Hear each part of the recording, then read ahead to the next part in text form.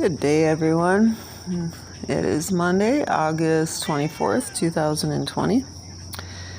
So it looks like today it was announced that Kellyanne Conway has announced her resignation from the president. And then her husband is stepping down from trying to sabotage the president. And it sounds like her daughter was not helping matters any, speaking out against her own mother. The deal with those two is Kellyanne was acting as probably one of the closest advisors to the president. And her husband despised the president, and so they would kind of publicly bicker back and forth. And eventually her husband decided to help take part in forming the Lincoln Project, which is strictly for overthrowing the president, or whatever, trying to vote him out, however they plan to do it. So the Lincoln Project, from what I understand though, and maybe I'm misunderstanding it, I only watched a little bit of a documentary, but it seemed to me they were all about fighting against slavery and for freedom, fighting for the Constitution, and making sure everybody was treated equally and things of that nature. So why would they be forming anything against the one person who is running for a leadership position in this country that will allow us to keep those freedoms?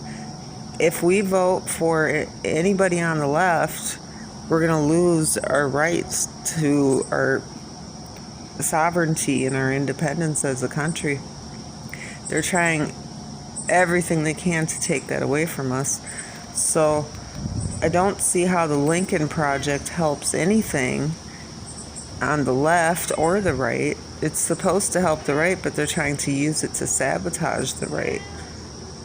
I guess that's the kind of games, though, the left plays. They'll take a movement and decide where they want to place it, like the Confederates. The Confederates were Democrats. They were angry because the Democrats wanted to unite with the North and settle on freeing the slaves and equality and all that, and living under the Republican Constitution.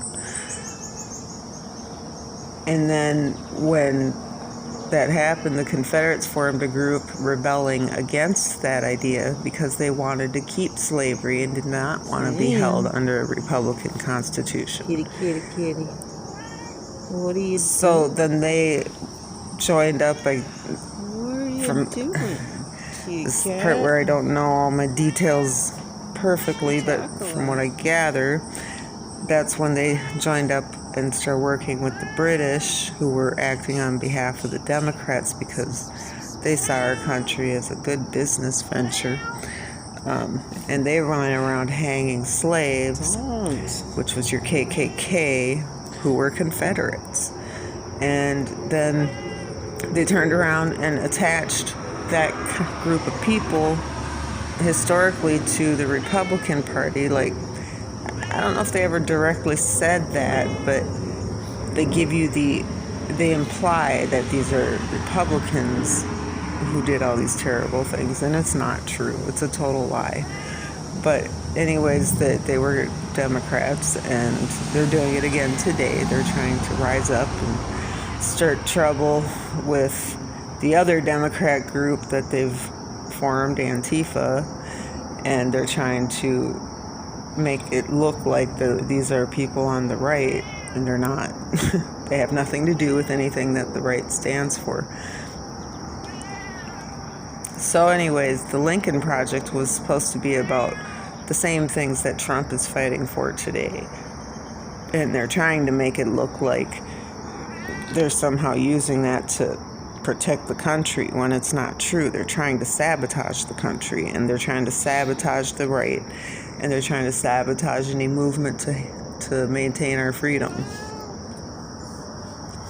So the one person who understood the president's agenda and motivations more than anybody else on his staff got backed into a corner by her own family and has now been forced into a position that is going to harm the country, because I think the president really needs her by his side to kind of help him guide him through the navigating the American people. He's rich. He lives in a tower. He looks down on the world just like other rich people. He looks at numbers and data, but he tries to come down to our level and down from his tower and interact with the people. But you have to be realistic. Somebody who lives like that, they don't understand our lifestyle or the way we think, just in everyday life. So she is kind of like the grounded person to help kind of guide him and keep him grounded. I just pray to God that whoever replaces her is just as good, if not better, because out of all of the people that worked for President Trump, Kellyanne really is the only one that really gets it and gets it completely. So I don't know what happened. From what I can tell, her sounded like she was starting to have problems with her kids, and then her own husband was sabotaging their campaign. So they've both stepped down from their positions, and then you have the whole school thing with the kids going back to school during their pandemic, and that has resulted in problems for her, I'm sure, because she's got to homeschool her kids, and that can't be easy to do when you're running a presidential office as well and a campaign. So anyways, I wish her luck. It really does hurt, though. That was one of the people that made me trust that the president would handle things okay, because I knew that she understood what was going on. She understood how this country is supposed to run and what really matters in this country. And she understood what all this was about more than anybody else. So it's sad to see her go, but that's the end of that, I guess.